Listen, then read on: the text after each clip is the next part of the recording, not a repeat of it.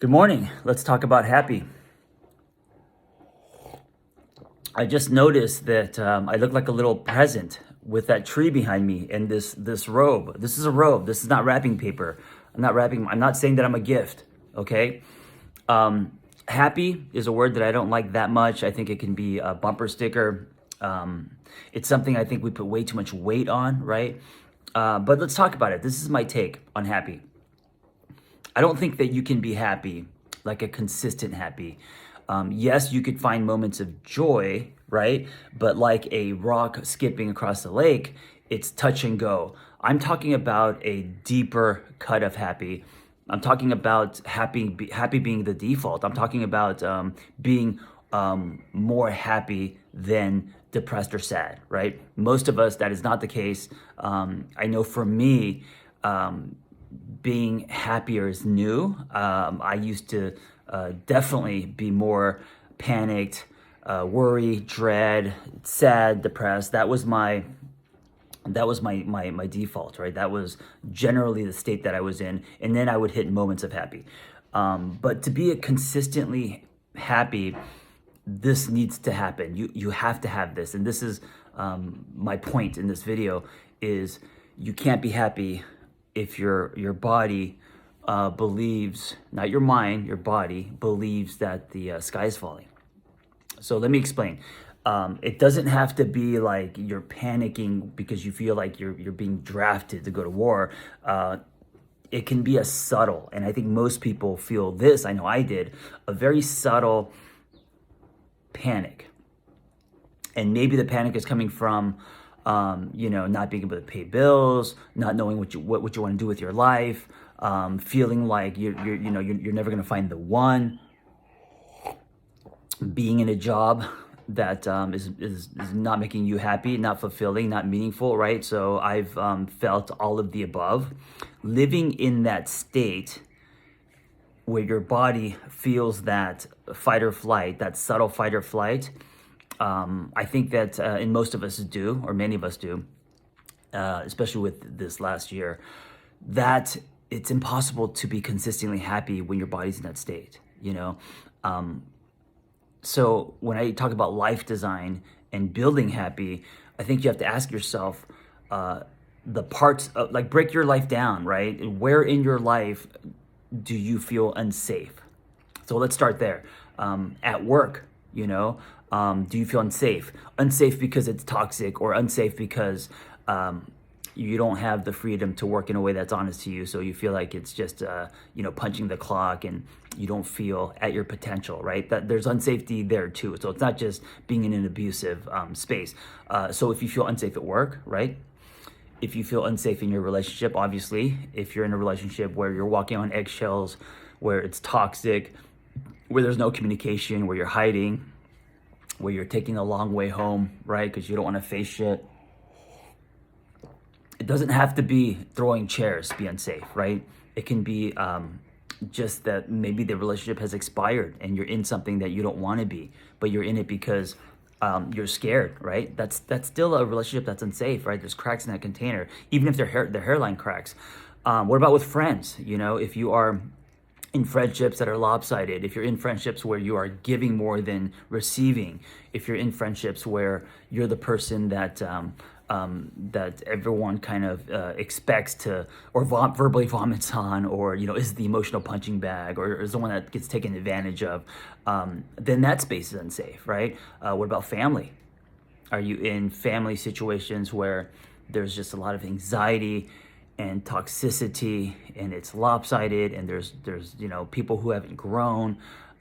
That's unsafe. So think about this. As I'm saying this, think about your life in all the areas, and if you generally feel unsafe in all those areas, or more than one, then your body is going to be in a subtle panic, a subtle fight or flight, and I think that that kind of low grade frequency over many years gets us to not be happy consistently, So you have to get yourself out of the fight or flight. You have to you have to convince your body that it's okay, that it doesn't need to be on high alert.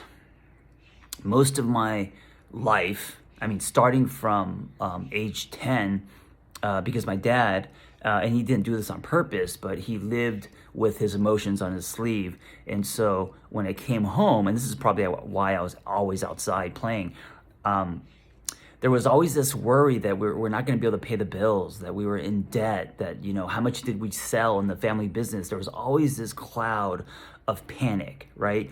Rarely did he come home and was super present, and yes, he was funny, and he was, you know, inappropriate, and he was charismatic, and he was all that, but which I loved about him.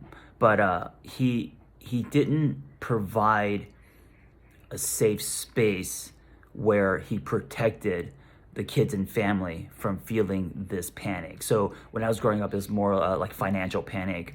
You know, just immigrants to America. It was all, and you know, rightfully so. His focus was on, you know, paying bills and making us American by trying to buy us designer jeans and all that. But I think I absorbed all of that worry and dread, and I tried to. I think my coping mechanism was to spit on my head and ride skateboards and go outside. And I was kind of raised by pulp culture, right? But there's no way that starting from 10 on that I didn't absorb my body didn't lay tracks where I was always in a kind of a subtle panicky fight or flight state, right? And now enter constant worry, constant dread, constant fear. And I think that was one of the reasons why I've never been consistently happy, you know? And it wasn't until, because I'm 47 now, I guess it wasn't until like, I would say like in the last 3 years that, and my life has been, you know, really good. But in the last 3 years, really dropping into my body, convincing my body by creating spaces that are safe, whether it's an actual space like a house or an apartment or whatever, or it's a relational space, right? Like with your partner, or a workspace, you know? When I used to work at various treatment centers, some of them shady, tuck in my shirt, walk in afraid, you know, use generic interventions, work in a way that wasn't honest to me, that put my body into a panicky state. That put my body into fear and feeling trapped, and it wasn't worth the pay, you know? And it wasn't until I got out of that and created a space where I could be creative and give my body the experience of safety for a long time, where then the happy now start to flow, kind of like sprinkling, and then of course kind of raining, being more consistent. So I'm being long-winded, but ask yourself, what areas in your life do you feel unsafe? What areas of your life do you feel panicky? And I'm talking about like a subtle panic, right? Your relationships at work, with family, friends, and if you in your life, if you start to make those spaces safe, because no one's going to do it but you will be closer to allowing happy in instead of chasing it.